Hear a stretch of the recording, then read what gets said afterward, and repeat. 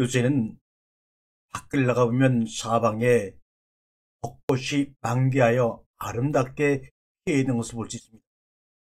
좀 아쉽다 하면 코로나19로 인해 그 좋은 벚꽃을 마음껏 구경하러 나오지 못한다는 것이겠죠. 그 벚꽃을 바라보면서 언젠가는 그 꽃이 땅에 떨어집니다. 꽃잎이 지지요. 그래서 꽃이 저 나무의 정점이 아니구나. 한 일주일 정도 지나게 되면 그 화려하고 아름답던 꽃이 꽃잎이 땅 아래로 지는 것을 볼 수가 있습니다. 왜 그럴까요? 열매를 맺기 위해 꽃잎이 아래로 떨어지는 것입니다. 그래서 꽃이 떨어진 자리에 열매가 탐스럽게 열린 것을 바라보고 저 열매가 정점인가 보라고 생각하면 그것도 아닙니다. 열매는 어느 순간에 씨를 떨어뜨리기 위해 스스로 열매가 떨어집니다. 그런데 그 씨로 끝나는 것이 아닙니다. 그 씨가 땅에 떨어져 씨뿌리를 얻음으로 말미암아 그 속에서 새싹이 나는 것입니다. 꽃도 열매도 씨앗도 그 나무의 정점이 아닙니다.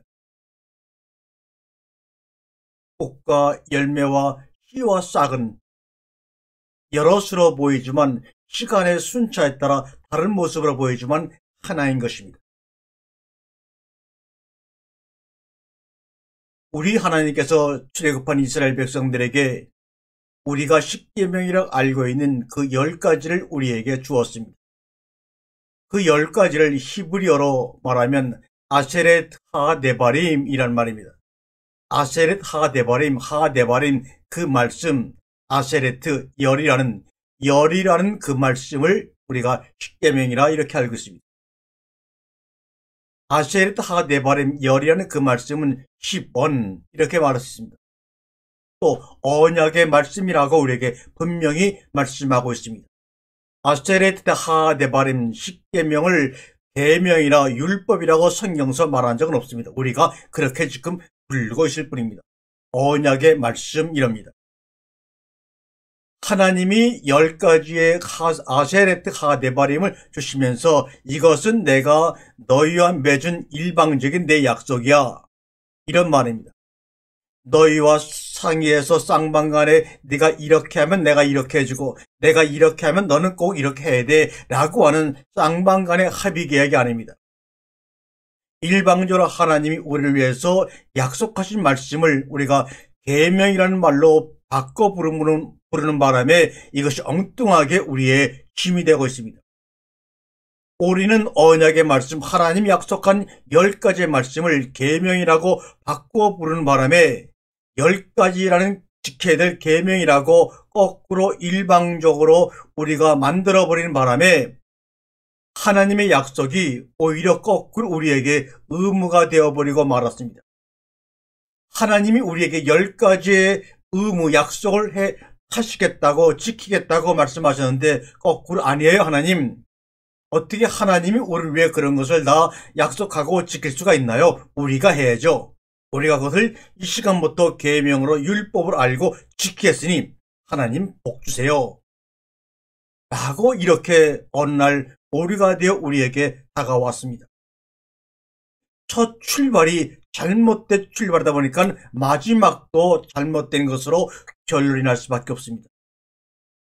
하나님이 일방적으로 우리를 섬기겠다고 하는 그 10가지의 아세레트 하데바림이 어느 순간에 우리 인간이 지켜야 되는 힘든 의무로 변해버리고 말았습니다. 그래서 요한일서에 보게 되면 마지막 때 그리스도가 우리 가운데 임재하게 되면 더불어 안티크리스트, 적그리스도도 나타난다고 합니다. 이때 적그리스도는 하나님과 예수님을 적대하는 카타 그리스도가 아니라 안티크리스도, 그리스도와 비슷한 유사한 그리스도가 나타난다고 합니다. 하나님은 이것은 너희들을 위해서 내가 약속한 바로 언약의 말씀이야 라고 10가지를 광야에 주셨는데 그것을 알고 감사함으로 섬김을 받으면 그것이 바로 그리스도의 삶인데 아닙니다. 하나님이 그렇게 하실 수가 없죠. 우리가 그것을 법으로 알고 지키겠습니다. 겉으로 보게 되면 하나님을 유하는 것 같은 그것이 바로 안티크리스토, 적그리스도라고 요한성경은 말씀하고 있습니다. 오늘도 아침밥을 먹을 때 다양한 식재료가 내 속에 들어갔습니다.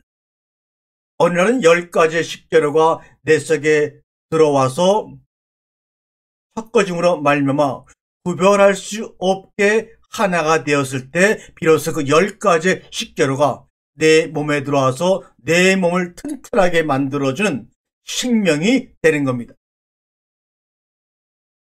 만약에 10가지의 식재료를 내가 먹었는데 그것이 내 속에 들어와서 변화가 되어 구별할 수 없는 하나가 되지 못하면 이 몸은 오히려 먹은 그 음식 때문에 죽을 수밖에 없습니다. 열이 하나로 떨어지면 뿌리가 내리고 싹이 날고 줄기가 자라게 되어 있습니다. 그리고 꽃이 피죠. 꽃이 피게 되면 많은 바람에 정말 어려움을 당합니다. 그러면서 꽃이 막 흩어집니다.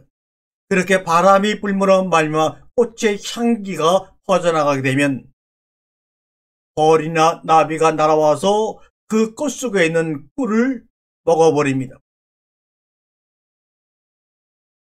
그런 후에 바람에 의해서 꽃잎이 다 떨어지게 되면 비로소 거기에 열매가 맺히는 겁니다. 우리의 삶도 마찬가지입니다. 아세레트 하 네바림, 열이라는 그 말씀, 언약의 말씀이라는 뜻으로 우리가 오랫동안 사용한 단어가 하나 있습니다.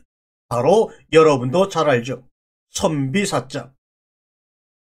열십과 일이라고는 하나가 합쳐져서 선비사자가 됩니다. 이것을 말하면 10을 하나로 이런 뜻입니다. 그것이 바로 선비사자의 글자의 모양이요 뜻입니다. 이 열과 일이 합해져서 선비사자가 만들어진 것입니다. 1, 2, 3, 4, 5, 6, 7, 8, 9, 10 수의 끝자리인 10이라는 숫자와 수의 시작인 1이라는 숫자가 결합되어 10을 이루어 하나에 합해진다 이런 말입니다. 바로 십계명의 그 의미를 언약의 말씀이라고 말씀하시면서 주셨던 아세레트 하가 네바이라는 말을 바로 선비사자가 그대로 우리에게 이야기하고 있습니다. 열을 이루어 하나에 합해지는 것, 이것이 바로 언약의 말씀이요 11조요. 하나님이 우리를 섬기겠다는 증거인데도 불구하고 우리는 광야에서 이스라엘 백성들이 수천 년에 받은 그 우리를 섬기겠다고 약속하신 언약의 말씀을 오히려 계명으로 바꾸어서 처음부터 잘못된 출발을 지금까지 하고 있습니다. 그러므로 그 율법으로 만들어 지킴으로 말미암아 우리에게 다가온 것은 사망이 우리의 주인 노릇을 한 것입니다.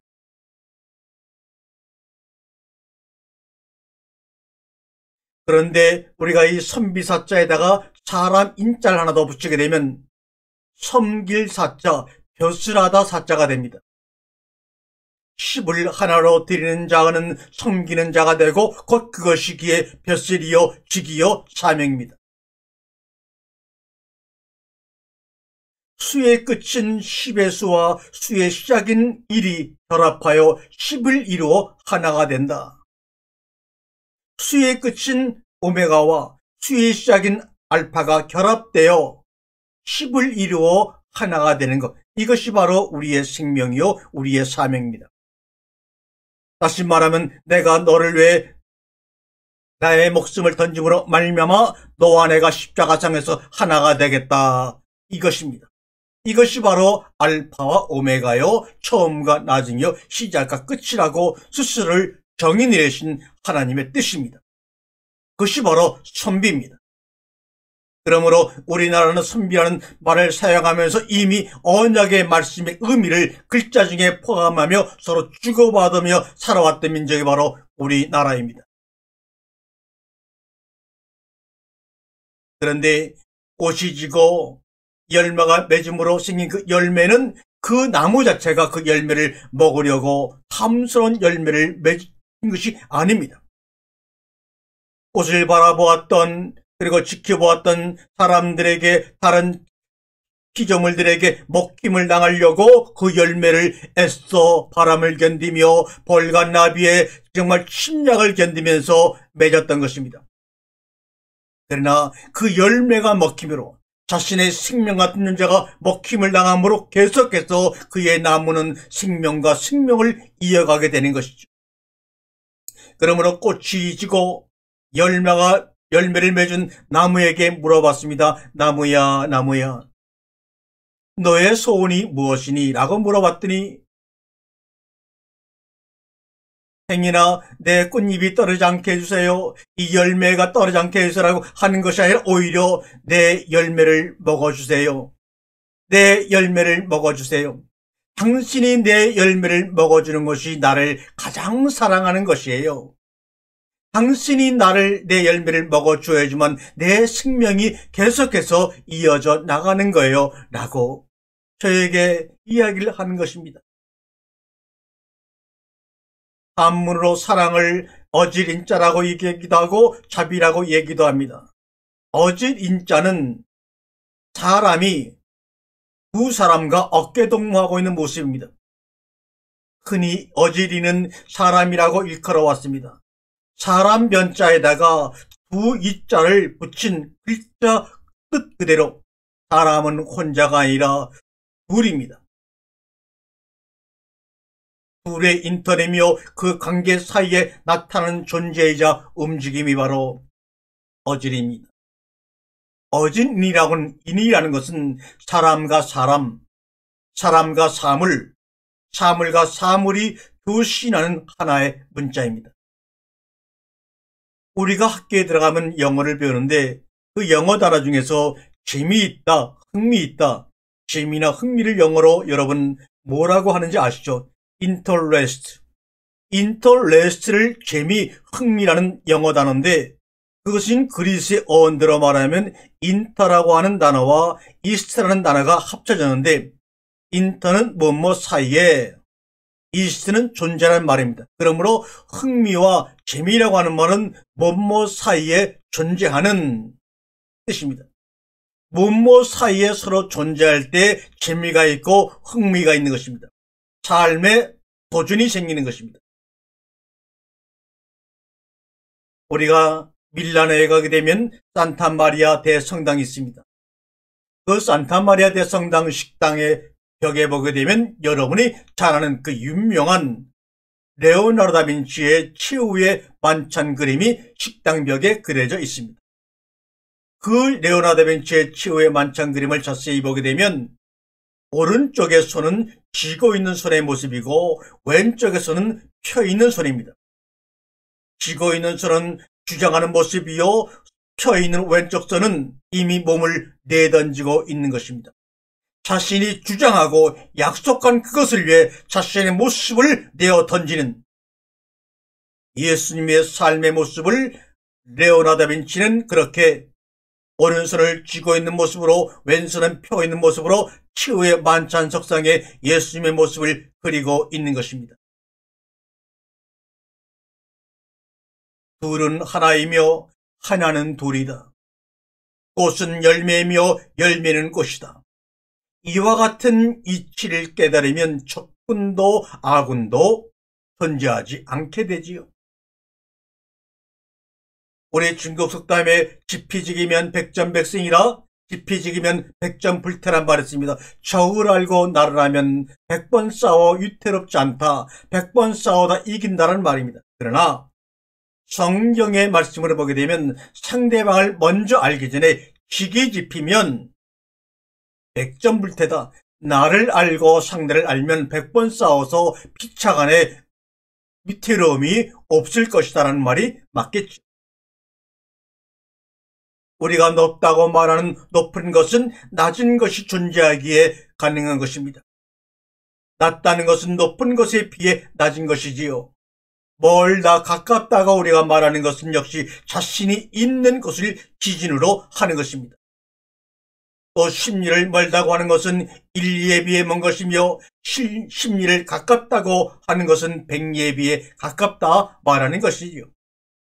바라보면 멀고 가까움이 없으며 모든 것은 자신이 존재하는 곳에 있습니다. 이처럼 상이한 두 현상이 더해져 하나의 새로운 현상을 낳는 것이 바로 바람이다. 우리가 마시는 물과 우리를 따뜻하게 해주는 불이 있습니다. 그러나 물과 불이 이론이 융합하여 음식을 끓여서 우리에게 양식을 주고 강철을 단단히 만들며 험한 것을 녹여서 새로운 것을 만듭니다. 물이라는 음과 불이라는 양이 합해져서 만물을 낳고 생명을 퍼뜨려 나갑니다.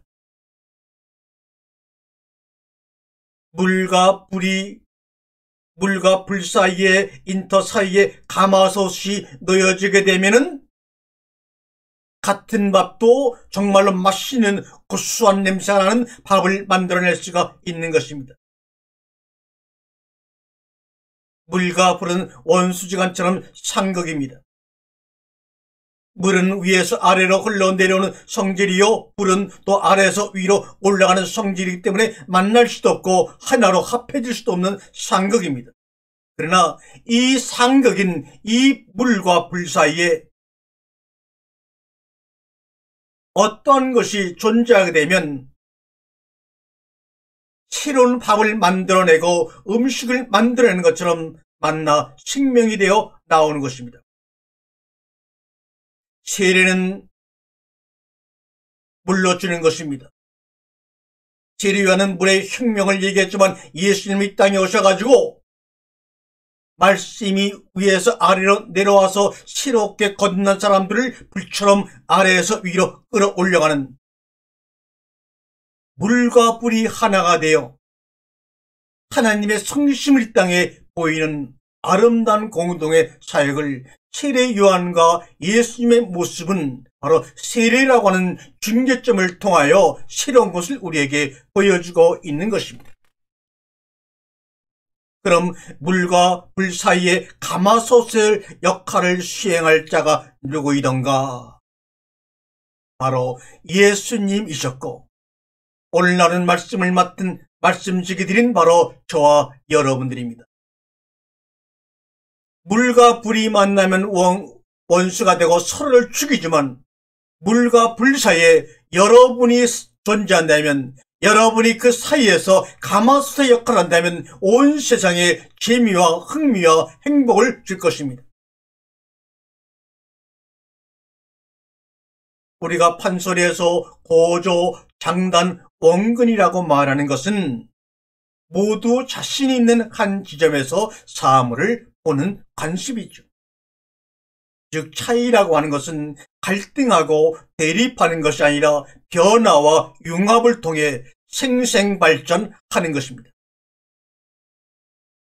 만약에 우리가 좀 전에 아침을 먹었습니다. 그런데 그 아침에 먹은 그 음식들이 그 소화기관이 외부에서 들어온 내가 먹은 이 음식 물질에 대하여 이 물질에 대해서 일일이 거부 반응을 일으키고 그것을 배제해버리면 생물은 사람들은 음식을 먹으며 살 수가 없게 됩니다.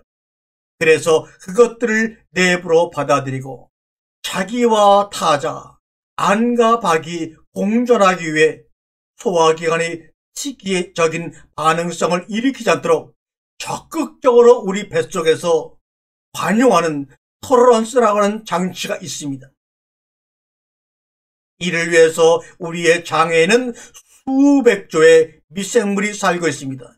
인간 세포의 10배가 되는 미생물이 우리 장 속에 살아있어서 우리 안에 들어온 그 물질, 음식들을 자기와 타자, 안과 박으로 구별하지 않도록 만들어주는 역할을 합니다. 그것이 바로 면역작용입니다. 인간의 80%의 면역력이 바로 이 장에서 생겨납니다. 그런데 참으로 재미있는 것은 우리 뱃속에 있는 그 수백 조의 미생물 하나의 크기가 어느 정도인지 아십니까? 요번에 코로나19를 맞이해서 도대체 코로나 바이러스라는 것은 얼마나 크길래 우리 인간들을 괴롭히고 온 세계를 공포에 떨게 만들까 한번 봤습니다. 그랬더니 깜짝 놀란 것이 이 바이러스의 크기가 100만 분의 1mm라고 합니다. 1mm가 아니요. 우리 머리카락 크기의 두께의 100만 분의 1밖에 안 되는 그 바이러스가 온 세계를 공포에 떨고 격리시켜버리고 경제를 위축시키고 사람의 생명을 빼앗아가고 있습니다. 맞습니다. 사람과 그 미생물 사이의 완충 역할하는 그 관용이라는 그 조직체가 흘러가지 아니하면 바이러스가 우리의 생명을 가져가는 무서운 존재로 변합니다. 돌멩이는 땅에 묻어도 싹은커녕 아무런 변화도 나타나지 않지요. 그러나 살구씨는 겉으로 보기에는 딱딱한 돌멩이 같지만 흙과 물을 만나면 바로 감흥을 해 부드러운 싹이 나오고 살구씨를 또 맺습니다. 노벨 물리학상을 받은 브라이언 조지 포스 박사는 현재 영국에 있는 케임브리지 대학에서 물의 기억력에 대한 것을 연구하고 있다고 합니다. 우리는 기억하지 못하는 수천 년의 전의 일을 이 물은 기억할 수 있다고 전제해놓고 물이 우주의 모든 것을 기억하고 있다는 전제 속에서 물의 기억력을 파악하는 방법을 연구하고 있다고 합니다. 미친 사람이 아니라 노벨 물리학상을 받은 그 거장이 말입니다. 언젠가는 그것도 진실로 나타날 수가 있겠죠. 왜요? 물이라고 하는 것은 하늘과 땅이 나누어지기 전에 이 땅의 묻히로 흙이 드러나기 전에 물 안에 감춰져 있었기 때문에 물은 분명히 그 양반의 말처럼 기억력을 소유하고 있을 줄로 믿습니다. 태초의 기억력을 바로 물이 기억하여 우리에게 말씀으로 변화가 되어서 우리에게 날마다 생수처럼 공급해줌으로 말미암아 이 시공간 아니라 시공간 밖에서 하나님 아버지와 함께 누렸던 그 아름다운 태초의 기억들이 앞으로 남은 우리의 삶을 살아가도록 기억력을 때때마다 우리에게 생각나게 가지고 보여주실 것입니다. 그래서 주님이 말씀하셨죠. 하나님의 영이 너희 가운데 임하게 되면 그로 인해 너희가 생각나게 될 것이요 기억나게 될 것이다. 뭐로 인해서? 바로 물인 말씀을 통해서 기억나고 생각나게 할 것이라고 말입니다. 그러므로 우리는 미래를 더듬어 노력해서 사는 것이 아니라 과거로 돌아가서 태초 안에 이미 7째 날 안에 이뤄놓은 그 삶을 찾아 더불어 누리는 것입니다. 나는 길이요 진리요 생명이라고 우리 예수님이 말씀하셨어요. 그때 말씀하신 길은 알파와 오메가요 처음과 끝이요 나중과 마지막입니다. 처음과 마지막입니다. 다시 말하면 주님이 말씀하신 길은 시작과 끝이 없습니다. 끝나는 곳에서 또한 새로운 피조물로 새로운 세상이 시작하는 것입니다.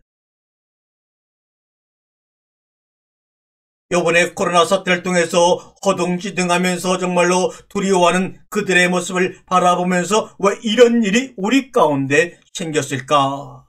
곰곰이 말씀을 보며 묵상하는 가운데 저에게 부딪혀온 생각은 모든 세계 사람들이 미래의 그 목표를 향해서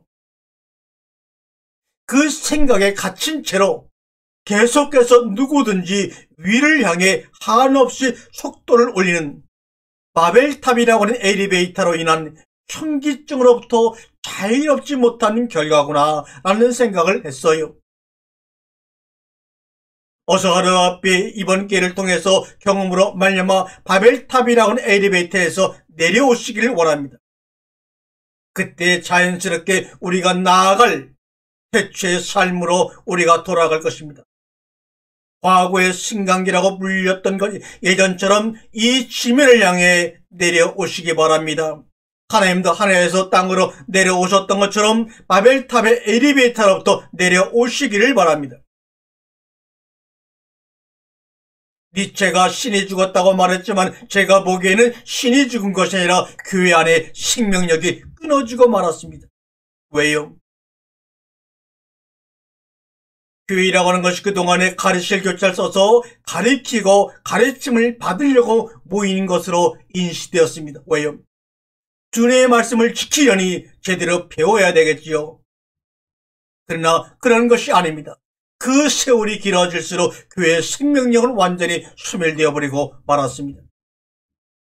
하나님의 아들 예수 그리스도를 양식으로 먹고 교제를 나눈 교제할 교자에서 새로운 삶을 시작해야 합니다. 카톨릭의 시스템을 계획하려 했던 마틴 루터의 500년 전의 종교계획에서 말씀을 먹고 나누는 말씀의 개혁으로 우리는 한 발짝 한 발짝 나가야 합니다. 그리고 문명의 현기증과 구역질을 치유해줄 새로운 말씀 여행을 우리는 떠나야 합니다. 한 번도 간 적이 없는 길, 한 번도 열어본 적이 없는 문을 향해 나아가는 다가는 발소리가 들리지 않습니까? T.S. 엘리엇이라는 시인의 말을 빌려 말하자면 기억 속의 희미한 발자국 소리입니다. 태초를 향해 나아가는 희미한 발자국 소리입니다. 그래서 남자라는 말을 기억하라고 하는 자카라는 말로 남자를 하나님이 표현해 주셨습니다. 그럴 때 하나가 된 우리가 보이고 교회가 보이고 반도가 보이고 아시아와 세계가 보일지도 모릅니다. 이 말씀을 여러분과 나누고 있으면서도 내가 진정 여러분들의 기억 속에 잊혀지는 목사가 될 수가 있다면 나는 정말로 잊혀지지 않는 말씀을 쓰게 될지도 모르겠다는 생각을 합니다. 그대가 나아가 산자락에 흙 한 줌을 떠서 가만히 들여다보세요. 그 흙 한 줌 속에는 아무것도 없습니다. 그런데 보라, 그 아무것도 없는 흙 속에서 나무가 자라고 개구리가 태어나고 매미가 나오고 그 한 줌의 흙 속에서 감이 열리고 사과가 열고 여러분과 제가 지음을 받았습니다. 우리의 육체도 그 흙 한 줌에서 비롯되어 태어난 것이니 이에 우리는 누구인가? 그리고 어디로부터 와서 어디로 가고 있다는 말인가?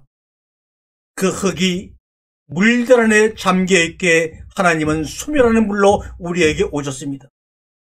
흙이라고 하는 것이 이렇게 멋진 것입니다. 그 흙이 말씀 안에 잠겨 있었습니다. 그럴 때 물들 한쪽으로 모으게 하셔서 이 땅에 우리를 드러나게 하여 하나님의 태초의 삶을 이 땅에 보이기를 원하시는 겁니다. 눈은 다만 대상을 비출 뿐 보는 것은 바로 마음입니다. 낯이 익은 것은 아는 것이 아닙니다. 눈으로 보는 것은 다만 내 화학적인 변화를 보고 인식하는 것뿐입니다. 화학적인 변화가 균형을 잃게 되면 우리가 말하는 대로 치매가 되는 것이고 중풍이 되는 것이고 식물인간이 되어버리고 마는 겁니다. 누구나 태어난 순간부터 죽음에 이르는 병을 앓기 시작합니다. 그러면서 나는 어디서 와서 어디로 가는지 죽음의 병을 알면서 고민합니다.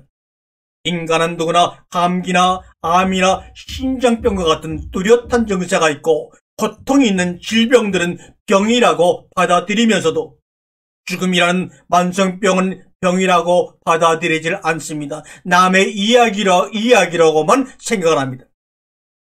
인간은 감기나 암이나 우울증 같은 병들이 사실 죽음이라는 불치병을 앓는 동안에 일어나는 합병증에 불과한 것을 깨닫지 못합니다. 인간은 암으로 죽지 않습니다. 인간은 죽음이라는 병에 의해서만 죽을 뿐입니다. 인간이 암이나 뇌졸중을 피할 수 있을지는 모르지만 누구나 죽음의 병을 피할 수는 없습니다. 그러므로 인간은 너무나 당연한 이 죽음의 병에 대해서는 별로 인식하지 못하고 있습니다. 인간의 지닌 생명은 그 자체가 죽음이라는 병균을 벗어나지 못합니다. 그래서 죽고 죽어야 합니다.